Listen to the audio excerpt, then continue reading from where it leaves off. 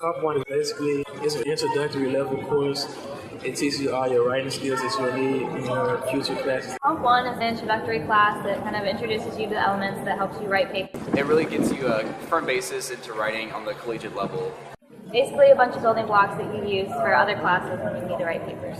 At the University of Arkansas, students are required to take a number of general education classes that will prepare them for success, both in college and in their careers.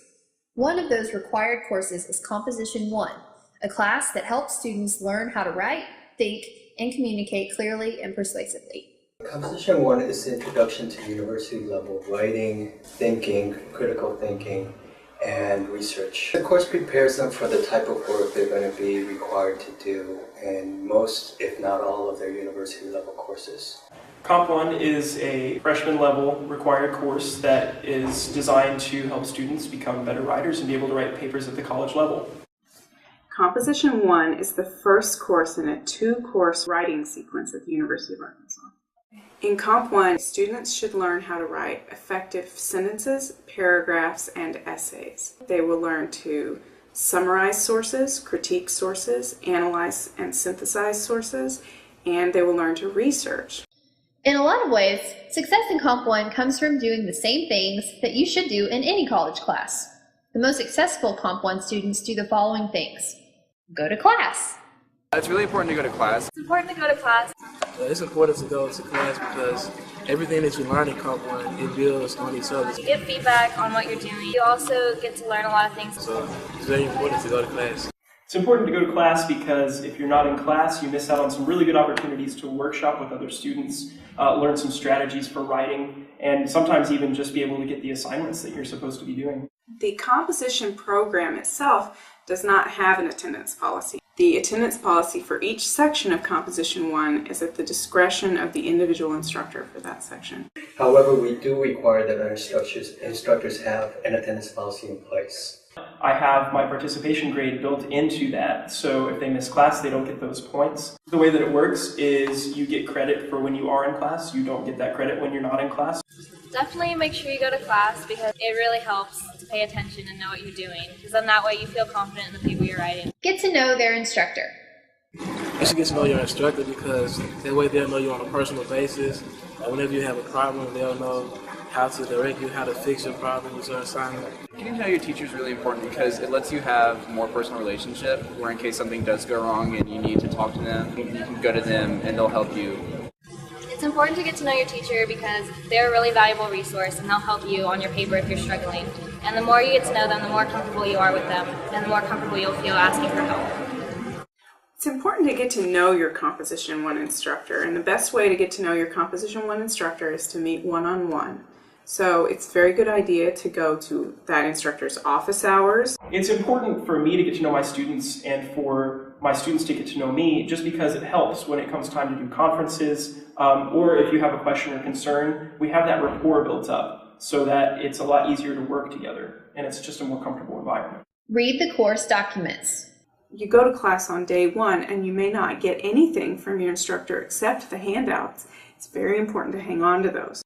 Composition handouts, such as your syllabus or policies and procedures handout or assignment descriptions, are basically your contract as a student with your instructor. Your instructor puts what he or she expects out of you on that syllabus and outlines what he or she plans to do for the class. So the documents the instructor gives you, they usually hold all the information that you'll need. The syllabus is really helpful because in case you forget something, you always have something to go back to. There's a lot of information that's in the syllabus, and basically when you're writing your paper, you might be like, oh, what do I need to put in my paper? Well, it's all in your syllabus. And the course assignments really help when you're stuck on that essay. You can really just look back at the prompt and just figure out where you need to go from there. So keep all of those. Those things are important because those are really your link to the class when I'm not around, which is all but 3 days out of the week. And so if you look at the syllabus or you look at the paper assignments, you know what's coming up, you know what's expected of you, even if I'm not there to tell you. And so that goes back to if you missed a day of class and your paper is due the very next day, you actually have some sort of substantial piece of information that can help you in your work. Do all their work and turn it in when it's due. You have to do all your work on time. It's important to make sure that you get your stuff done in an orderly manner and you prioritize and time manage yourself. Deadlines are important because really they help the flow of the class. Each paper builds on one another. Beyond that, it just gives us this common ground where we move from one thing to another and we're all on the same page. If you don't make a deadline, you're not going to get your paper turned in on time, which means you're going to lose points. Well, I do have a late paper policy where I deduct 5% of their grade for every day that the paper is not turned in. Each individual instructor sets their own requirements for turning papers in.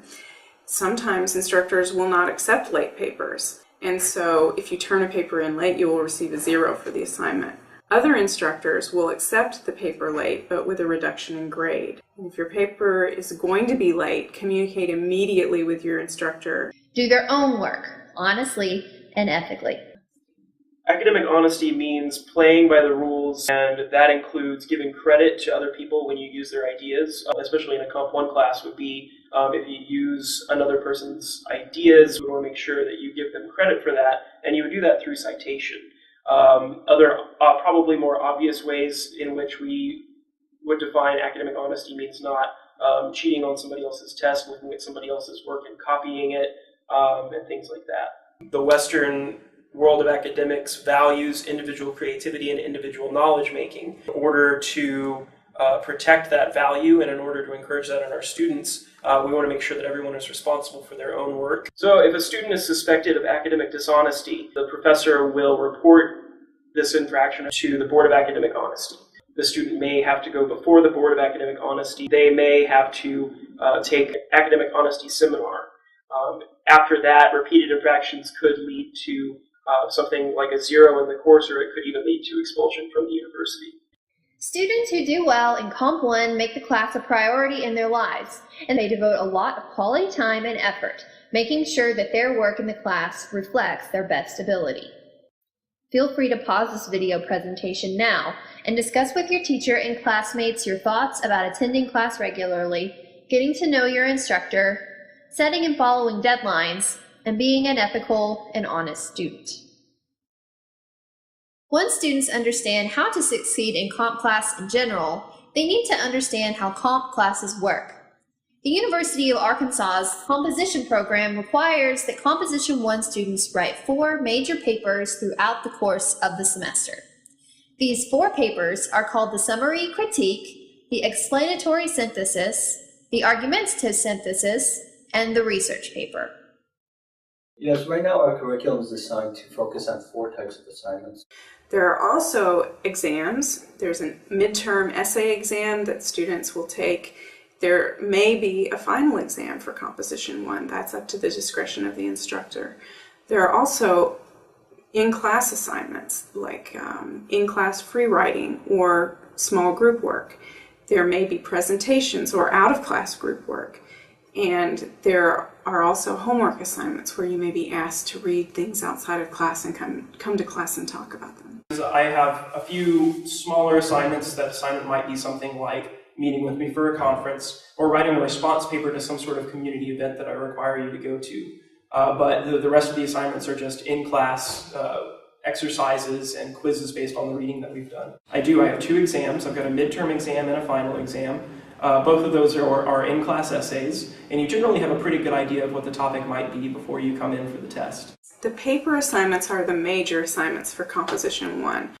In Composition 1, the 4 major paper assignments are a summary critique paper, an explanatory synthesis paper, an argumentative synthesis paper, and an argument analysis paper. Since every assignment in Comp 1 is really designed to prepare you with the most basic skills that you'll need in your college career. The idea behind these assignments is that they really are these kind of common denominator skills that you're going to need as you do writing, both in higher level college courses and in the workplace. In every field where you use other people's research, you're going to need to make sure that you have a clear understanding of the arguments. You're also going to need a clear understanding of how those arguments relate to other people's arguments. And you're also going to have to be able to think critically about whether or not those arguments work. We begin the 4 assignment sequence with a summary critique.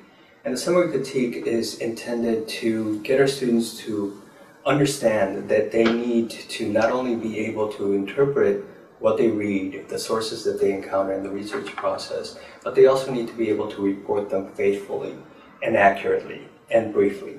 Hence the object of the summary. In addition to that, we have them engage in a critique, which is simply an evaluation of those sources and the information. So once a student manages that particular task, we assume that they acquired a skill that will help them in the research process. In other words, they will continue to do this, not only in this course, but in many of the university courses that they take. They will be required to read outside sources and be able to report that information in a concise, useful way to their audience. So that's the object of the first assignment. The second one is the explanatory synthesis. And what that means, as the name indicates, they have to explain what the sources had to say in relation to a particular topic, but they also have to combine that information, and that's what synthesis is. It is a combination of separate sources or separate elements in general. So what the student does is read, let's say, 3 sources. They are then required to explain the position of those sources in relation to the information or topic that they're addressing. And the idea there is that when they begin their own research process, they will have to do this as well. This is a skill that they need to do. They will read source 1, source 2, source 3, and they have to be able to come back and tell their audience, and they have to be able to bring that information together in a logical and coherent way. And that's what the synthesis is. The explanatory and argumentative synthesis papers both work with multiple sources. Explanatory synthesis takes sources that disagree and asks you to synthesize those into one concrete argument. But the explanatory synthesis does not want you to include your own opinion. So you're synthesizing the sources into an objective document, and I shouldn't be able to tell what your opinion is when I read your paper. From there, we move to the third assignment, which is the argumentative synthesis. And once again, they're required to do the same thing, but whereas the explanatory synthesis requires them to be neutral, to not show their bias, but to, in fact, engage in an open-minded reading of various sources. The argumentative synthesis allows the student to, once again, summarize, synthesize, critique, and as a result of those skills, take a position in relation to an argument. So that's why we call it an argumentative synthesis. The argumentative synthesis paper presents different arguments about a particular topic, and the student is supposed to contribute to that argument. And so the student writes from a subjective point of view and includes his or her own opinion in that paper. The last major writing assignment is the what's generally just called the research paper. We're calling it the argumentative analysis, but I'm thinking that a better term now is a propositional research paper. And I want to use the term propositional because now they have to propose something new that doesn't come from their sources, but it comes from them. This gives them the opportunity to be creative and to actually engage in the kind of thinking that they hopefully will continue to do. Paper number 4, the argumentative analysis paper, is a more in-depth look at a particular topic. Typically, the student will be asked to choose the topic and to locate most, if not all, of his or her sources for that paper. And the student has to actively engage in the research for the paper and to figure out how to organize the paper. As I said, the sequence of assignments really build on one another. So in the summary critique, you're learning how to look at a source critically, understand the argument that the author is making, and then look at their argumentation and see whether or not it's really sound. And then from there, you learn how to compare a couple of sources at once, and that would be your explanatory synthesis, where you don't really come to some sort of value judgment on whether or not their argument is valid. But then when you move on to the argumentative synthesis, you're juggling even more author positions, and you're also starting to think critically about those different arguments and which one carries more weight. And then in the research analysis, you're really bringing your own stance to bear based on multiple readings from multiple authors. We've got 4 major papers that you're going to write in Comp 1. One of those would be a summary critique, another would be an explanatory synthesis, another would be an argumentative synthesis, and then the final one is a researched argument analysis. Feel free to pause the video again now and discuss with your teacher and classmates your thoughts about how these 4 types of assignments are similar to or different from the types of papers you have written in your previous classes. When writing the 4 papers for Comp 1, students should make sure that they develop an effective writing process. Well, we generally present the stages of the writing process as pre-writing, invention, drafting, and then revision. The writing process is this really weird animal. It's hard to define, and it's kind of different for every student, but it involves things like pre-writing, where you brainstorm and you outline and you think a little bit more abstractly about your assignment. An initial move in the writing process is pre-writing. As part of pre-writing, you should read the assignment, read and understand their sources, use different approaches to pre-writing, such as free writing, outlining, webbing, etc., and choose an interesting topic. And then you would move into your drafting and your research, where you're learning from different sources and you're kind of getting a feel for what's being said about your topic. And then you'll move on to writing that rough draft. The next move in the writing process is drafting. You'll need to start drafting early. A good rule of thumb is to figure out how much time you think you'll need and then double that time. You should also avoid fluff or filler information. Just say what you mean to say outright. For your paper's introduction, make sure you include a thesis statement and an essay map. That is, what you will say and how you will say it. Your paper's conclusion should draw conclusions. It should tell your readers what you have shown and what your reader can now understand that he or she couldn't before.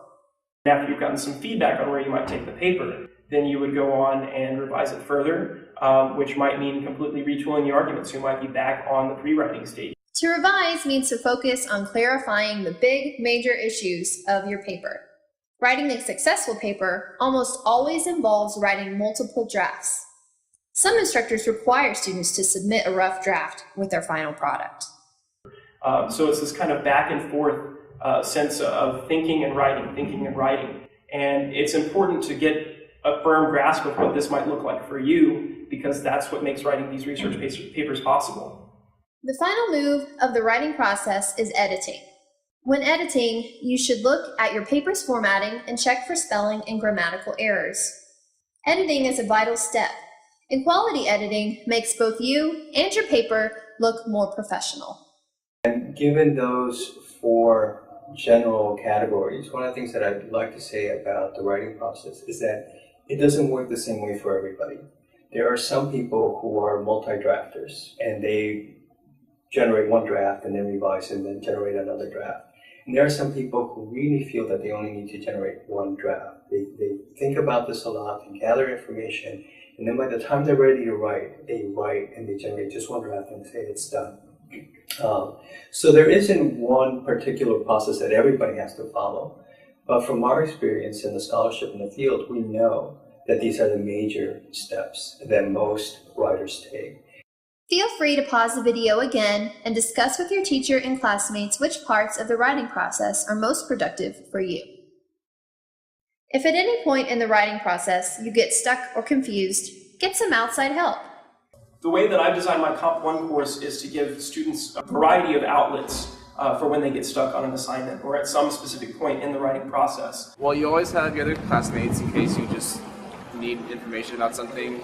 So I make sure that my students give each other their contact information so that they can get in touch with one another if they're having trouble. Some classes have peer groups that can help you with your writing process. Instructors also have office hours. The biggest, easiest way to get help is just to go and talk to your professor. You can email them or meet them in their office hours. You can go to your professor, they have office hours, you can go and talk to them. Instructors like to help students. Instructors have a number of students, though, so you have to kind of be proactive. It's a good idea to meet with your teacher one-on-one, whether it's a required conference or you're just dropping by to ask a question, because when I'm in the classroom with you, I'm working with all 23 students at once. But when you come by, I can actually devote some real attention to your concerns, your specific needs. Well, certainly they have their instructors, but we also have the library. Best start is the library. The library here is amazing. There are lots of reference librarians. The University of Arkansas Libraries has many resources for composition students. The library's catalog can be searched by students to find books and journals. Scholarly articles can be found using our databases. Librarians are on hand to answer any questions students may have. There's many ways to contact librarians, including coming to the reference desk in person, by phone, text, chat, or email. And in addition to that, we also have the Quality Writing Center. There's this thing called the Quality Writing Center. The Quality Writing Center is also a great place to go to get help with the writing process. They help you out a lot. The Quality Writing Center is a great resource for students here. We help students in all phases of the writing process. All right, making an appointment at the Quality Writing Center is really easy. Students are able to access the scheduler online, and they can make their appointment through the online software. You can schedule an appointment for a face-to-face, person-to-person tutorial, or you can also book an appointment for an online tutorial in which you upload a paper and the tutor will devote an hour of their time to reading your paper, offering comments, and they'll email that paper back to you.